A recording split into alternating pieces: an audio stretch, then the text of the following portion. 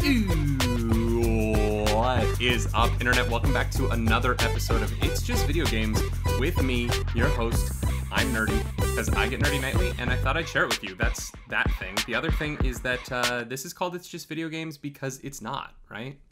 For gamers, for people like us who love our video games, it's not just video games. The title is a lie, and that's what I want to get into each week. I want to talk to people about the video games that matter to them, why they matter.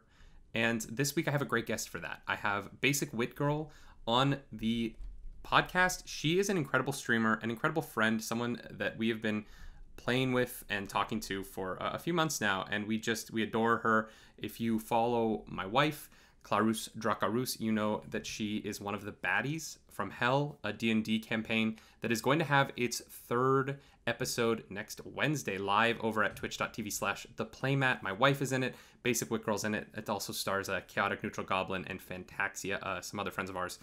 So definitely check that out, and check out this conversation with BasicWitGirl. Basic, whatever you want to call her. She is an absolutely incredible streamer. Definitely check her out over at twitch.tv/BasicWitGirl when this is over. She might be live. She is live a lot, so enjoy. Do it! All right, let's do it. How are you? I'm great. How's life? I'm doing well. Life is good. Life is busy, but life is good. I got no complaints. Except for I wish I had more time, but you know. So the last like big life event that I remember for you was the crazy winter storm in Texas. Yeah. How has everything been there since you all pulled through that? I mean, that whole week was so wild, but because it was something that Texas like was not ready for or prepared for by any like way, shape, or form. One of our trees in our backyard died, so like we're trying to like deal with trying to get that like cut up slowly but surely and like taken to the trash, which was like such a pain. But other than that, like I haven't heard of any like long-term repercussions. At least like for us, we've been lucky that our house, our old townhouses didn't have any terrible, defects, and then like our pipes burst or like anything like that. So we were good. Yeah. So BasicWitGirl, welcome to the podcast. You are a fantastic streamer and a friend. And the podcast is called It's Just Video Games because we're here to talk about how it's not just video games. The title is a lie, I like to say. Lie. Yeah, the title's a lie. The whole point, the whole point of this was to like talk about how for video gamers it's not just video games, even though that's the thing that people keep saying. So I like to start by asking you, what was the first video game you ever played? Oh man, I feel like this is a kind of a mean question because for a lot of like our generation, it's like maybe Mario. Like I don't know. I was 3.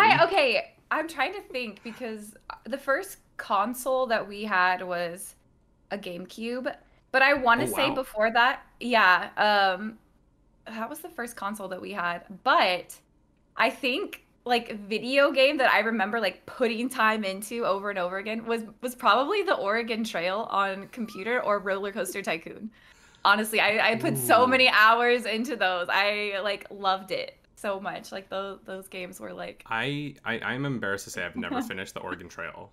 I rage quit. Well, I think that was like the first game that I rage quit because I think I was like 4 and I just couldn't. I couldn't do it. You were 4? That makes No, I'm talking like we played the one in Computer Lab that was like the 8-bit one. But we had like the newer version of it. That nice Oregon Trail with those graphics. Dude, the graphics were so great for like, whatever that was, 2001 or whatever it was. But I remember like naming all of my characters after my family and friends, and then, oh no, your sister got bitten by a rattlesnake and you had to amputate her leg, and I'd be like shouting from the other room, like, sorry, Logan, I have to cut your leg off. And she's like, what are you talking about? I would say though, like those are the first games that I really remember playing. But then if we're talking like console or something, we probably like Mario Sunshine, which I was so bad at. I would call my neighbor boys over to come beat levels for me because I was like, I had no patience to getting some of those like stars or the little sunshines. I couldn't. So I just love the idea that you had like an army of boys who would come over and like help you finish video games. I had no girl neighbors. It was me, and there was one girl who lived, oh my gosh, she lived like 10 houses down, which might as well not even be the neighborhood anymore, you know? Yeah. And then literally just around me, it was like neighbor boy, neighbor boy, neighbor boy, neighbor boy. And it was like we would take our memory cards like to each other's house for the GameCube and just like sit in someone's basement and they would beat level. Like we'd be like, oh, I know how to beat this one, so it's my turn to do it on your save file. That was like my memories of the GameCube stuff, just running between backyards. I feel like I had a lot of that same experience growing up because, you know, obviously pre-internet, if you couldn't beat something, it was probably because there was like a thing that you had to know. And as children, you're like, I don't know how I'm ever going to learn this. So you would go around the playground and be like, hey, do you know how to, is anyone playing? Yeah. You couldn't just like Google it really quick and be like, all right, like I'm salty. Like there's no chat to tell you how to do it. You're just relying on these other like 8, 9, 10-year-olds. You're like, all right, you call your big brother because none of us are like, all of us are stumped. Like, okay, go ask your brother. He's going to beat it for all of us. You know, I'm playing through all the old Pokemon games again. I'm doing my nerdy lock, and one of the things that I find so funny about the original games, now that I'm kind of through the first 2 generations, is I don't know how I figured any of it out. Like at this point, I just know where everything is, and like I know what to do next. But there are legitimate things in the first generation of Pokemon that I'm like, as a what? I was 5 when I first got that game. As a 5-year-old, how the hell did I ever know how to do any of this stuff? It blows my mind because you know that you had to have put like so many hours into trying to figure it out. Or like you said, like you're asking kids on the playground at school, or you're taking your Game Boy to Latchkey and you're like, hey, like I'm trying to figure this out. Who knows how to? And you just got like your classmates surrounding you trying to look at a screen that's like this big. Yeah, I don't have the patience anymore for it. Because, like, back in the day, the way you would do it is you would take your little character and you would talk to every single person in the game until someone gave you the thing that you needed. And now, if I can't immediately... If the game doesn't point me towards what I need to do, I get frustrated immediately. No, that's literally me playing through Breath of the Wild right now. I'm like, I don't want to figure out these... I don't want to figure out shrines. I don't want to sit here for 45 minutes and getting that feeling of accomplishment at the end. It's like, I want the instant dopamine hit. Like, give it to me right away. I don't have the attention span to focus on puzzle solving. All right? Like, I don't at this point. Just somebody tell me how to do it. That's when you turn to even chat, then, you're like, I'm willing, can someone please backseat for 1 second? No, I literally, especially with Breath of the Wild, I'm like, I'm so backseat friendly. Like, don't ruin the story stuff, but like, give me 10 minutes to try to figure it out. And if I'm struggling, just start like sprinkling in some little either tips, tricks, or just tell me how to do it. I don't get mad at people who are like, hey, there's water over there. Like, use your ice power to lift up that door. And I'm like, well, I am an idiot. Like, I didn't even think about that. Like, thank you so much. I think for me, it comes down to when I'm playing a video game, when I'm streaming, it's so different than when I'm just playing, because I want it to continue to be entertaining for the audience. And so there's times where I'm like, y'all, we're all struggling together for this past 20 minutes. Can someone just give me the answer so that we can all kind of like collectively move out of this moment? I'll take the hit on not having figured it out so that you can stop watching me. It's true. I'm all for like stalling content as long as you can, like making it last, dragging it out. But if it's like, I want to be in control of how I'm dragging it out. If it's because I can't figure something out, I'm like, well, I'm just mad. Chat is probably dead. Like, nobody's talking. Like, I'm just like, let's go. Let's pick it up. Okay. You know, like... so I wasn't in your chat when you started Breath of the Wild. Why do you call it baby game? Like, I just think all Nintendo games, they have just like this very unsuspecting like illustration and just like kid-friendly like happiness to them. Like they just look like something like you would really want to play as a kid.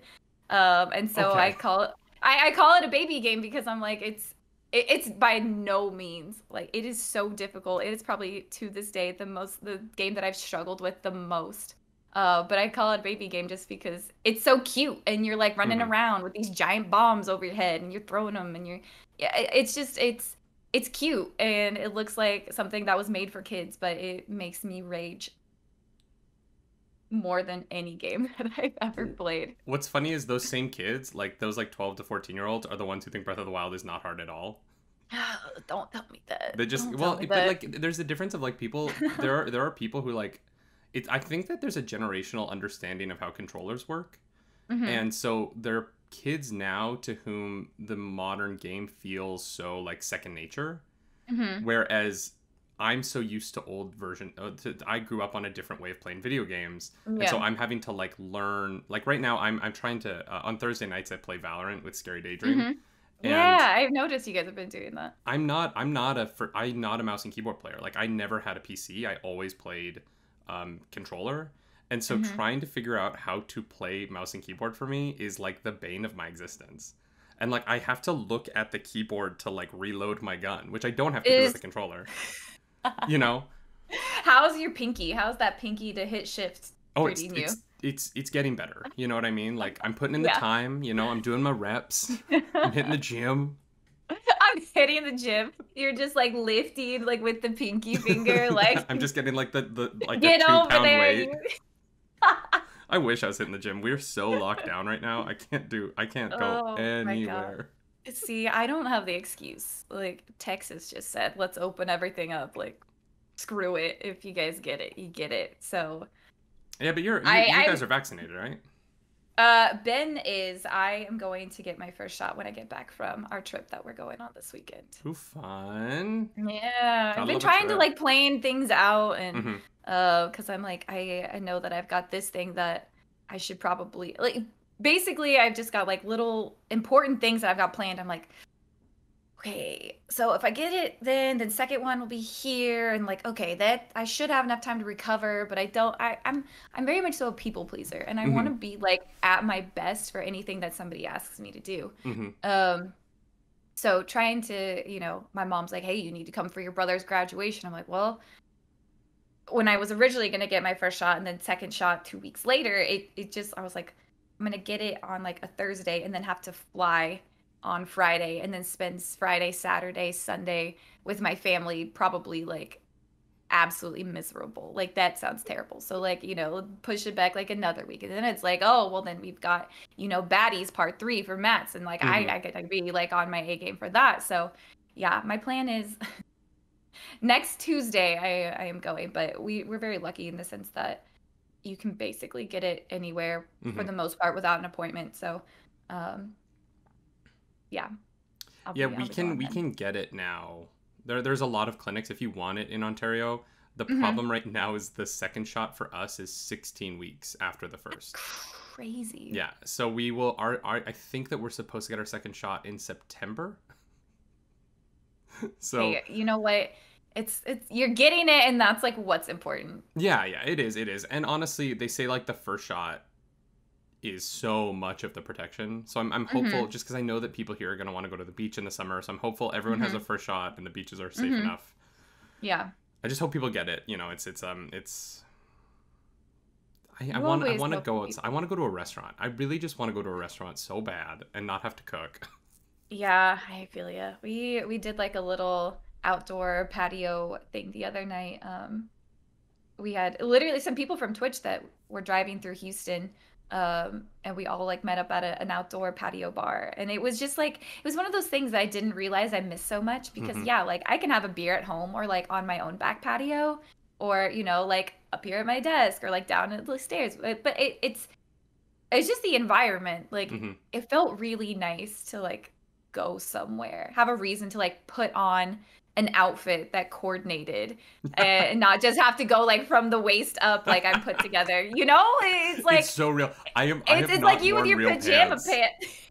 I have not worn real pants in so long. What was it? Was it yesterday when I think it was Scanny was like, get up and move, and you're like, I'm wearing. You're gonna see my terrible outfit. Well, because I was wearing like mismatched reds. I had like Gryffindor pajama pants that are just garish. But so comfortable. And then I had my like chat wants to fight t-shirt on. And I was like, I look. Yes. I don't even know what I look like. It's fine. You're not going outside. I just exist in this like this freaking window. It's true though. It's totally true. One of the things since when I stream, I try to put on jeans or something. So I'm like, you need to be in the mindset that you're like working. Like put on some jeans or something so that you are not just like cozy and just like slouch back with your controller or like hunched over your keyboard or whatever. It's like Yeah. do something different so that you're in a mindset that you're working. Otherwise, like I totally would just wear leggings and, you know, my Ugg boots and stuff all around. And, Hmm. you know, there's nothing wrong with that. But I'm like, in order, I think, to give my best to stream and chat, I'm like, you got to be in the mindset that you're working because, like, you are working. My thing is, I'll stream for like 8 hours sometimes by Mm-hmm. accident, and if I wear Mm-hmm. jeans for that, by like hour six, Mm-hmm. that waistband's no longer feeling great. You know what I mean? Like Yeah. because then I've done it. I did like a 9 hour stream in jeans, and there was a point where I just like unbuttoned and unzipped my jeans, and then I'm just sitting there in like unzipped jeans for comfort, and I was like, I might as well wear sweatpants. This is no more professional. And then if I want to like stand up, I either have to turn my camera off or I have to like very subtly without chat realizing it, like button up my pants because I'm sitting there just boxers out. Oh, he's like, I didn't even just unbutton. I unbuttoned, unzipped. Oh Like, yeah. Especially because I stream. I'll like take a break for dinner and then I'll stream hmm like just after eating. And the last thing I want to do is sit in like buttoned up jeans Yeah, that's immediately a after good a point. meal. That's fair. Yeah. Yeah, I do 6 hours at a time, but I start at like 1 p.m. my time and go till 7. So it's like, Hmm. you know, I'll do like a breakfast or something like a light breakfast, and then I stream, and then I do dinner afterwards. So Hmm. I don't like take the long break for dinner or anything like that. So like that's totally different. If I like stepped away and like had like a meal and then came back, oh yeah, I get it. You would have to unbutton. How did you decide on your stream schedule? I'm always curious with other streamers, like what mental process went into that. Uh, so it's changed a little bit. When I first started streaming, I was doing every day from 3 to 7. I was doing Monday through Friday, 3 to 7. And that's when I first was furloughed from my corporate job. And I was like, well, I'll take the mornings to like work out, walk the dog, clean up around the house. Hmm. Um, and then I'll start streaming at like 3, and it was literally just 4 hours of Skyrim. And then I started The Witcher as well. And then when I got called back to my job and I was there, and then it was like I was going 6:30 to like 10:30 on Monday, Wednesday, Fridays, and then Saturdays from like 10 a.m. to 5. Um, and it was too much. So Yeah. then when I was in a position where I was like, everything is growing, things are sticking, people are coming back. And we were in a place where we were able to say like, hey, and by we I mean me and my husband. And he was like, you are miserable at your job, you don't want to be there, you're really passionate about this, you found this like great new passion and thing that you're good at, and it's successful. um like you know, let's give it a go. Hmm. Go ahead, take the leap of faith, leave your job and put time into this. And so originally I was like, great, I'm going to do that. um and I decided Monday, Wednesday, Friday, Saturday, so that Tuesdays and Thursdays, because originally I was going to do like online certification to get my real estate license, and Hmm. then have like two things I was juggling. So that's why I wasn't originally doing Tuesday, Thursdays. That has since been put like on the back burner because Twitch has really kind of popped off, and Yeah. we're in a place like we don't have kids. We've got a very like affordable mortgage. Like we're not like, this is the time to kind of go all in on a Twitch thing. But it's still nice, like for me, now that I've expanded to really working on getting things to YouTube, working on editing things for TikTok, Hmm. going back, highlighting things from VODs, clipping things myself, and just doing like that whole thing. I need like 2 days during the week off. So I just maintained like the Tuesday, Thursday off. But you know, that there's really no rhyme or reason. I knew that Mondays were always one of my best streams days, and Wednesdays were as well. So I just wanted to stream longer too. The Hmm. 4 hours originally, like it didn't seem like enough. Like I was kind of, I think the first hour you're kind of warming up and you're getting into like the mindset of like, this is like a show that I'm putting on. This Hmm. isn't just like me hitting go live and play a video game. It's, you know, let's chat, let's talk, like let's what's going on in the news. Like, let's hang out with each other. And, 4 hours wasn't enough. So yeah, that was it just kind of happened. All of this just works. I'm gonna take that from Todd Howard and all of the Bethesda stuff. All of this just works. Sometimes I feel like it's held together by paper clips and bubble gum, but it's still working. So it doesn't look held together by paper clips and bubble gum. You have a as far as like design goes, your setup is really really well done.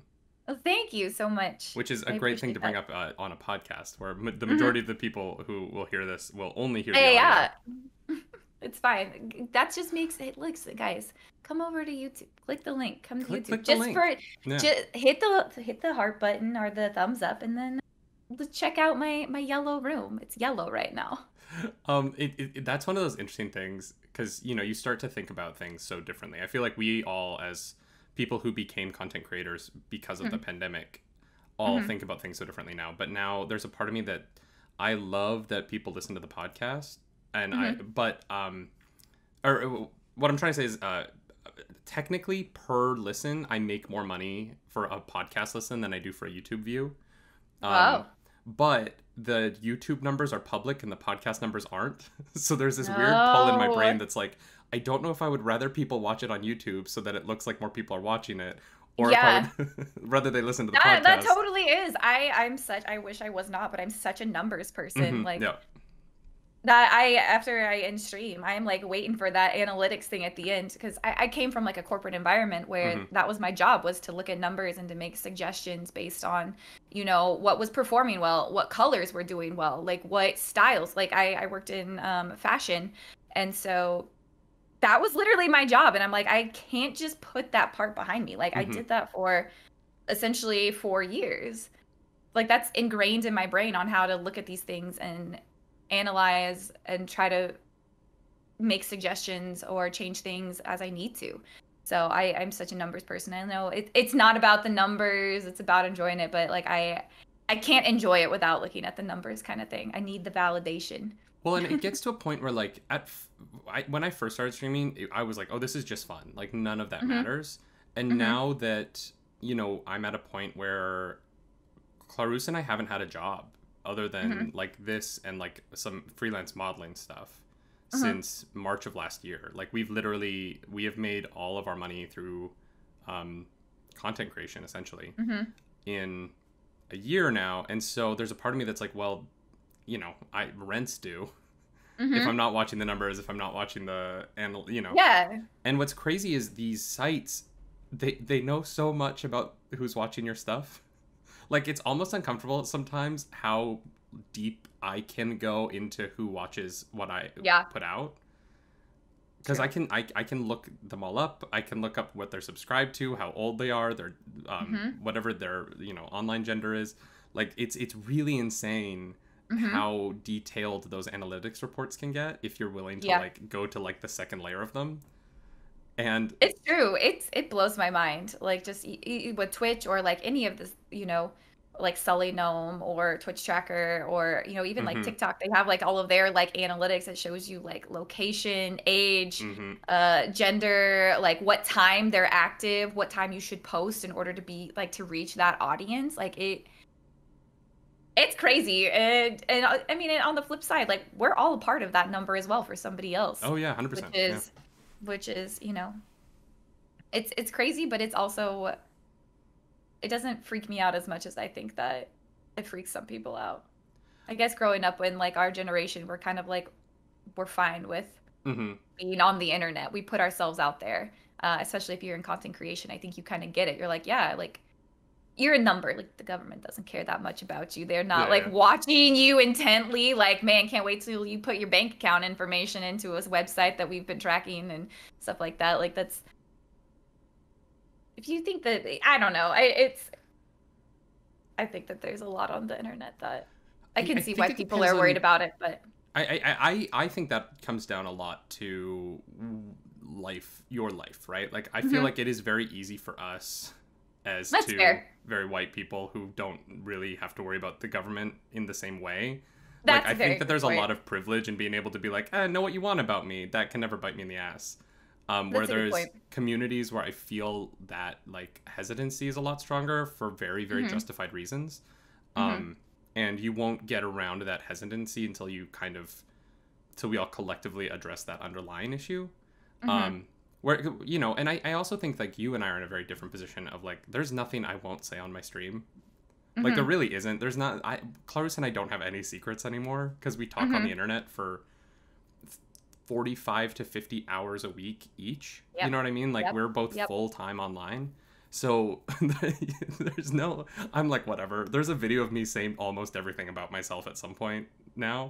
For sure. And like that's one thing. I don't know like how if you have like an embarrassing Facebook profile from like when you were a teenager and you didn't think you were going to get into content creation and you just have like the most Oh, I annoying do. stuff posted. I do Mhm. too. I've like deleted it and everything, but I'm just like, you know, it's all like if you really wanted to, like you could go back and like find that and Mine I I hope can't you delete don't. because I had like a bad I had a bad Facebook when I was a kid. Not bad. It's just it's cringy.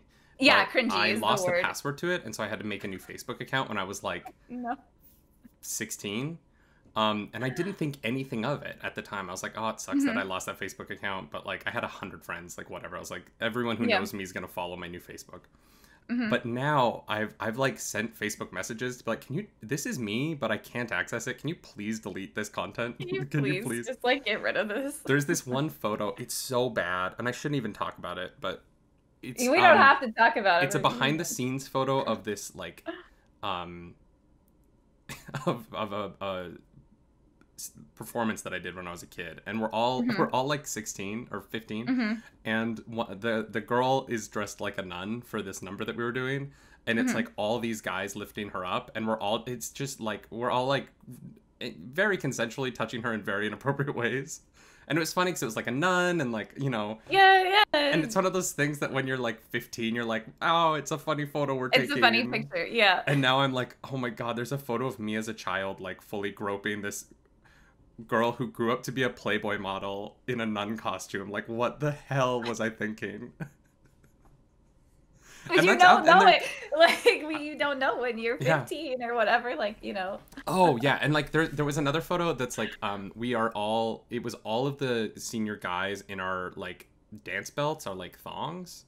And that Mhm. photo's out there, but we're all 16. Like it's just one of those things where I was like, God, why I was so stupid.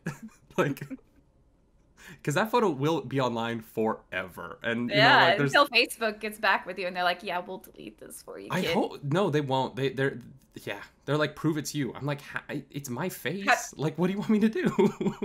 Yeah, like Yeah, I have facial hair now, but I think the underlying bone structure is similar enough. it's Like, still pretty there. Like, yeah, you can still tell like what you were as a kid. Yep. aren't you the ones who have the amazing like facial recognition technology Right? that can Don't you log me in by looking at my face, like with my front-facing camera on my phone? Like, I isn't hate that a it. thing? I hate it so much. Oh man, I just want the thumbprint. I am an iPhone boy. I've been an iPhone boy for so long, but in the era of masks, I want a thumbprint scanner on the iPhone so bad. That's actually something that because I don't leave the house. So Mhm. like I don't notice like if I, you know, like it still like opens up for me. I'm rarely wearing the mask because I'm rarely leaving my house. But on the rare occasions that we do and it's like, oh, like great, I gotta put in my convenience by these 4 digits I have to type in. I'm so inconvenienced by having to put in 4 digits. Yeah, I mean it's you just the thumbprint like was so nice and then also the facial recognition like we're spoiled. To turn the conversation slightly back to video games. Totally, At let's get what back to point video games. at what point did video games become like a significant part of your life? I mean, it's kind of man, I was planning on you asking something like this, and so I was doing some reflecting. I love that. I'm glad you prepped I for Because like in a way, I was like, you should do some sort of work. Because I asked you like, hey, like, what are we gonna talk about? You're like, oh, it's casual. I'm like, okay, it's casual, but like, wait. Anyway, I love doing this podcast because I just want to talk to people like yeah, that No, aren't chat. I I love totally my get chat, it. but like I don't, you know. It's But different when you're talking like in a way face to face Yeah, versus yeah. like talking to chat. Because I always make the joke like, you know, I sit here and I talk to myself for the first hour of stream, and they're like, oh, but we're here, and I was like, yeah, but like I'm literally looking back at a picture of myself. Mm-hmm. You're Reading staring what at you guys are yourself saying. for hours. Yeah. Mm-hmm. But video games back when they became important. So I really didn't do very many like video games or things really like high school most and through college. Like I don't want to say like grew out of it. I just didn't have friends that also did it. Besides like we had a Wii and we did like Wii Fitness or like Just Dance and stuff like in college, like stuff like that, my roommates and I, but like even then like not really. I would totally say like October 2019 is really when I say my husband built my gaming PC for me. He had been trying to get me to play like games with him for like ever. And because like it was one of those things like before we got married and then like when we were freshly married, I'd come home from work and he would come home from work and he'd play through the game and I would sit on the couch and like watch and I was like, oh cool, like this is great. So I remember doing that, but it was just like it was that or it was like watch a show together and it's like, well, he's gonna be playing this game anyway, so like I'll just watch him play that. Especially with modern games, which is kind of like watching a show at times. Yeah, like totally. The cinematics are so cool and the stories are so well made. Exactly. So I vividly remember like God of War 4 and like him playing through that, and then I vaguely remember him playing through like the first Red Dead Redemption. I don't like remember details, but like I remember him playing the game. Or like the Spider-Man or the Star Wars. He had Battlefront, and I would play that with him sometimes, but I was like trash at it. So part of the reason I wanted to ask that was, I think that one of the things I love about Twitch and about the visibility of streamers is it's really opened up the public's image of what a gamer is.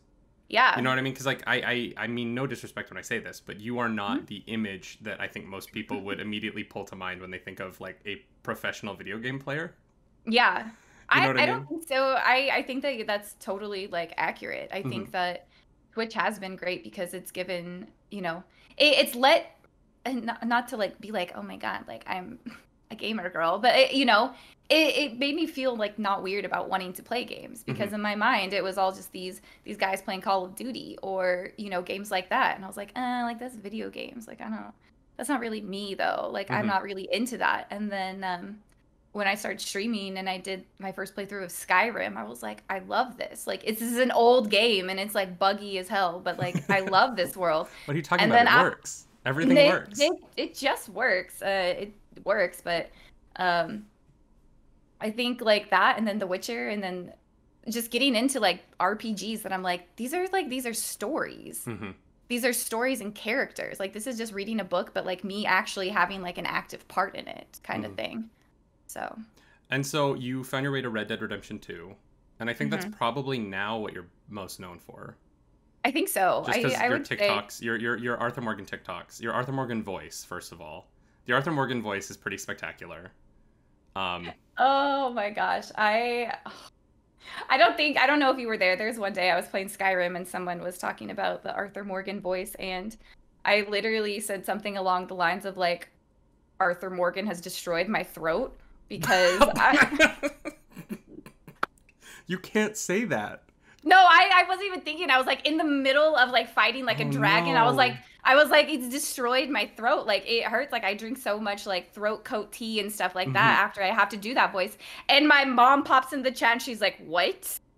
Like my mom, who like rarely comes and watches Twitch, she was there for me to say Arthur Morgan destroyed my voice. And I'm just like, Jesus. I'm going to clip that out. Arthur Morgan destroyed my throat. It's going to become a command on my channel for sure. Do it. That's fine. That's fine. That's fine. I give you full permission. No shame. I said it. I said what I said. I feel that though. Like I did the 3-hour Wookiee stream where I could only make Wookiee noises for 3 hours, and my throat for like the next 2 days after that was just raw. Like it was so bad. No, my first Red Dead stream, I did the entire thing doing the voice, and people like, it was funny and like people like loved it, but like I could not talk the next day. it was gone, my throat hurt, and it was pain. It was just pain. So. So Anyway. what is it about Red Dead 2 that's just spoken to you so deeply? I think it's the story, it's the characters, it's the open world. I've always like loved Western movies. I think that that's something that people that don't really like they don't know about me, but I've always really like I grew up kind of watching like Westerns and stuff with my dad, and so I've always loved like that romanticizing of the old West and like the gunslingers and the outlaws and the sheriffs and all of that. So that game was just like it was bringing something that I love now as an adult, and it was meeting with something that like I loved and was really important to me as a kid. And I mean like the whole like game it's just the whole thing. I love that game so much. Literally the other night, like I fired it up just so I could ride into town and like play fake poker because I was just like, like I'm bored and I don't really want to get into an actual like game. I'm just gonna go play poker in Red Dead. So I did. So I love, I love that you could literally fire up a poker game that would probably be easier and quicker, but you're like, no, I'm gonna go play fake poker. It's true. It's true. I mean, it's an aesthetic thing, though, right? Like, it's a nice table to sit at. Yeah, it's like the whole like environment around it. I think it's just like I'm just sitting in this game playing poker. It's literally like computers. It's not even real people. It's like AI, and they don't know how to bet. And it's like the only way that I'm good at poker is in this fake poker. Do you feel like you're getting better at real poker, or do you think your like poker level is the same? You have played so many hours of poker. I tuned into a stream where you played poker for like 5 hours. Listen, I'm a firm believer in always stall games, like just, get as much content as possible. But I've known how to play poker. I don't have a poker face, and that's like why I'm good at this one because it's behind a screen. So. Do you mind if I run to the restroom really quick? Yeah, no, go. Okay, sorry. I'll be like right back. No, that's fine. For people who may not know you, you are currently doing the low honor Arthur Morgan run, where you get to be a baddie, which is ironic because you're also a baddie from hell. I am a baddie. I'm a baddie from hell. It's true. That's a reference to a D&D campaign for people who don't know. I'm not. Yeah, no, I'm actually the spawn of Satan here on Earth. Hey. I am Satan's daughter. How do you think that? Yeah. I'm coming on this podcast to announce the end of the world. This is Armageddon, and. Yep, I gave Nerdy Nightly the exclusive. He only had to sell me his soul and Clarus's. So I mean, I'm very flattered that you think I still have my soul at this age. I've been in the entertainment industry since I was 5 years old. I would have sold my soul so long ago if I could. I feel that though. I totally feel that. But yeah, the low honor run. The amount of people that I would say, like if there's any game that I could replay for the first time again, it would be Red Dead 2, because like that, it's just like a beautifully done story, and I've never like sobbed and like felt these emotions like I did with Red Dead. The low honor run though, as a second playthrough, it's been good and bad in the sense that it's been really nice that when people come into Twitch chat, first of all, if people come in and try to spoil the ending, you just say like F you, like I know this is my second playthrough. But it's also like people come in and they start talking like, oh, you've played it through, like let's talk about this, or like let's talk about that. Did you know about this? And like that's been really cool because you get all these people who are super passionate about the game coming in, and you're able to like talk with them directly.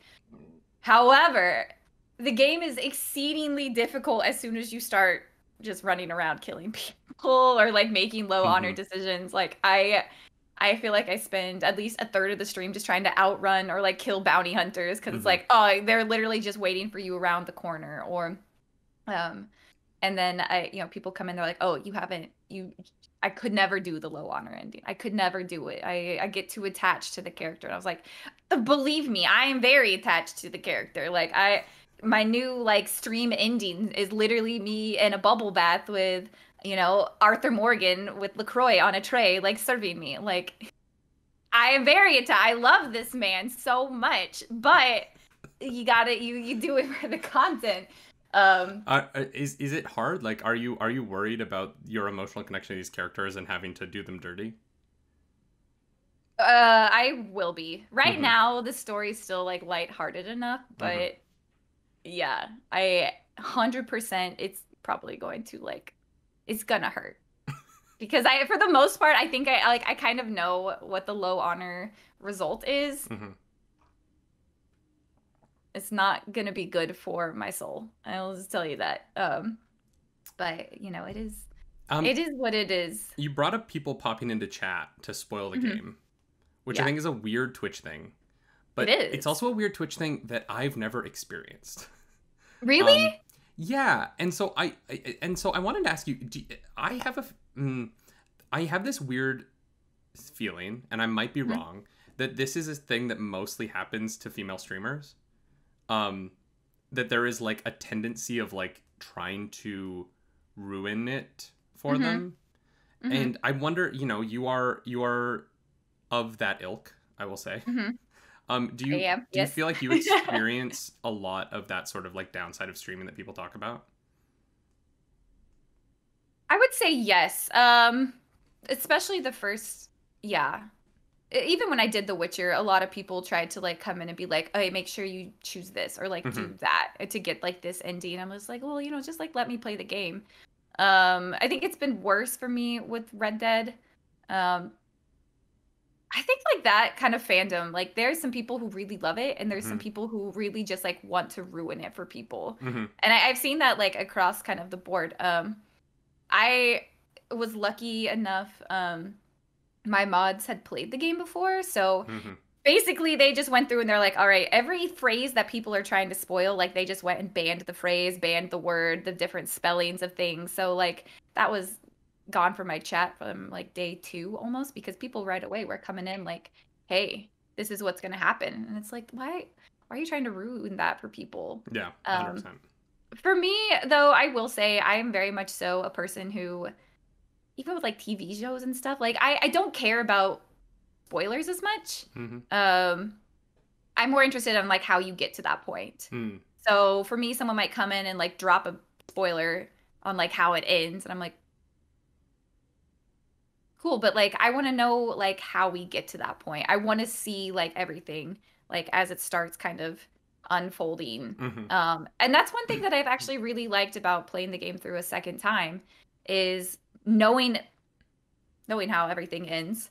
Um, and then seeing the little things happen that lead up to it. Yeah. Little like Easter eggs that you didn't notice before, and now you're here, and you're witnessing. And you're like, oh, that I didn't think anything of that the first time. Like it was no big deal to me, and now Yeah. it kind of makes the game more special when you're like, dang, like the devs and the people who wrote the story, like it's very well done Hmm. from the get go. Everything mattered. So, Yeah, I just started Resident Evil 7 last night. oh yeah. And I played Resident Evil 8, and the reason I'm playing 7 is because I loved 8 and I really enjoyed Hmm. Resident Evil Village, right? Hmm. And what's interesting is Resident Evil Village starts with a like full spoiler recap of the Hmm. events of 7. And there was a part of me that was like, am I going to be able to enjoy this Hmm. knowing literally everything that happens, like every major Hmm. plot point? And what I found so fascinating about last night was that I knew what was happening. There was no Hmm. surprise, Hmm. and yet it was the way they were telling the story and like the way that the individual beats were bigger than the recap could ever be Hmm. that kept it interesting for me. Hmm. And I was just like, oh no, I'm really enjoying this. It's so much Hmm. scarier than 8. Resident Evil 7 is so much more frightening than 8 by I like. will probably like I will probably never touch a Resident Evil game. Mhm. They like terrify me, but 8 you like could do. 8 is more of an action game. There's a couple of scares at the beginning, but then like the whole hmm. second half of the game is basically just a monster shooter. Hmm. 7 is horrifying. That It's was so that the scary. TikTok that you posted? No, that's That from was 8. That's from that's 8. from 8? Oh Oh, no. okay. 7 you're like in this creepy house in Tennessee, and this like Hmm. hillbilly family's basically just trying to murder you for hours on end. No, And not it. Oh.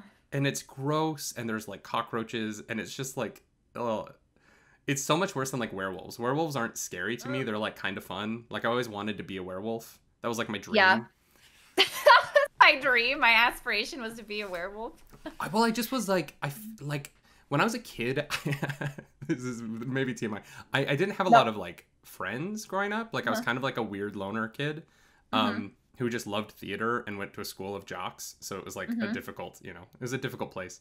And like every werewolf thing is like, we're the pack and we're like always together and we're like best friends. And I was like, I want that. That sounds great. I want to have like brothers who are My like, heart. yes. Oh. So werewolves were always just this like aspirational thing to me. Yes. Which says a lot about me. No, it's like a good reason to be like, I want to be a werewolf. Yeah. Like even kind of bringing it back to Skyrim, like the companions are one of my favorite like factions because they are all like we're shield brothers and sisters and like we got each other's backs and like I'm with you. I was always Team Jacob over Team Edward. Like go werewolves, go werewolves. Yeah. Also, Jacob is the same age as Bella, which was always very important to me. Yes, that is actually a great point. They lost me as soon as they were like, oh, I sneak into your room and watch you sleep at night. I was like, that's weird. That's weird. Don't romanticize that. He's a stalker. My friend and I, we would go to, when I was in college, the movies were coming out, and we would go opening night. We would get, we would take some substances, and we would go to the opening night of the newest Twilight movie for fun. And I vividly remember going to the second part of Breaking Dawn. And spoilers for Breaking Dawn, but there is a giant fight scene in it where many vampires are beheaded. And my friend and I were sitting in the middle of the theater, surrounded by 12-year-old girls who were all gleefully cheering the deaths of all of these vampires. Oh, and yeah. The like chorus of teenage girls screaming in joy to the like visuals of murder is this thing that haunts me to this day. I was like, this is the worst place to be when you're high, is having all these little girls just like being like, rip his head off, and you're like, oh my god, what is happening? I don't get paranoid when I'm high, but that time I was literally like, I don't think I'm walking out of here alive. It's one of those things where like, is their adrenaline gonna kick in, or are they like going to decide that they want to try to do this right here now with their like moms or their 100%. older sisters or whoever took them to this movie? 100%. Oh, it was so scary. And these are New York teenage girls, right? Like they could do it. You know what I mean? They probably could, yeah. It's a different breed. This is not like Midwest teenage girls. These are hardened streets of New York girls who are just so excited to watch Alecto have his head ripped off. Oh, it scared me so much. That is absolutely incredible. I love that. So good for them. I've taken a lot of your time here. What's coming up next for you? What are your plans? My plans? Where is BasicWitGirl headed? BasicWitGirl. I'm trying my best to really appreciate where I am.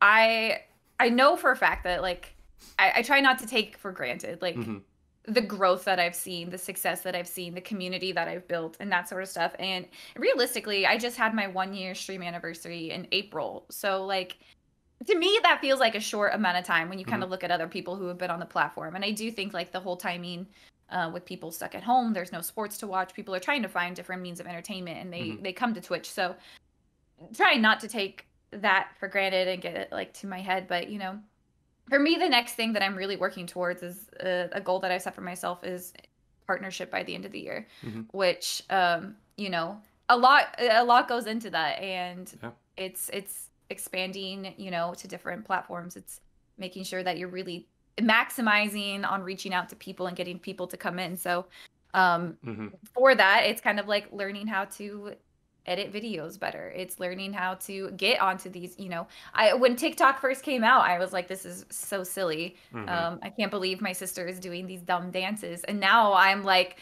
checking my growth every day and I'm sending her screenshots like, haha, like I've got more TikTok followers than you. And she's like, what? And, it's the one thing that she respects about me, I think, because she's like definitely the athlete. She's, got great grades and all of that stuff. And I'm like, yeah, but more TikTok followers. So I wanted to join TikTok way back when it like first started booming in the pandemic, and Clarus talked me out of it. She was like, this is invaluable, like this is gonna die. They were about to shut it down, and I was like, I don't know, like I have a good feeling about this app. Mm-hmm. And she was like, don't do it. I was like, all right, fine. Like, we'll stick to other things. And now we ended up like And being on TikTok 6 months later. And I was like, if yeah. I had those 6 months during the first boom. Yeah, right? Like I know she has like a plus 10,000 Yeah, she's followers. Like crossed 10,000. yeah. So Yeah. like Clarus, just think you could be Yeah. at like 50 at this point if you had 6 more months. What's wild It's about just one. Oh, What's go wild ahead. about TikTok is like there was a period where like neither of us posted a TikTok for like 3 weeks, but we Mm-hmm. would still get followers every day. And I was like, what is Mm-hmm. happening? This is a weird platform. It is really crazy. I'll Mm-hmm. I'll notice like looking at my analytics, like exactly like you said, things that I've posted, like 2-3 weeks ago, Mm-hmm. like they still are like growing in numbers like faster than like the new ones that I post. Or they'll like And I'm just suddenly like, take off. It'll have like 100 yeah, views for like 6 weeks, and then it'll get like 10,000 views overnight, and you're like, what? yes, What yes, happened? What happened exactly. in India last night that 10,000 Indians were like, I want to watch this You guy like get you scared. never know. It's Mm-hmm. so it blows my mind, and I feel like some people are like, "Oh yeah, that algorithm's so easy to crack," but I'm like, "Tell me how to do it Mm-hmm. because I'm posting at different times. I'm posting, with subtitles added. I'm posting with not subtitles. The ones that I post like put the most time into, I feel like flop. And then Mm-hmm. the my first one that took off and got like plus 20,000 views was something that I went back, clipped myself, and was just like, whatever. Like I just need to throw something up today. It like popped off and I was like, what the hell is this?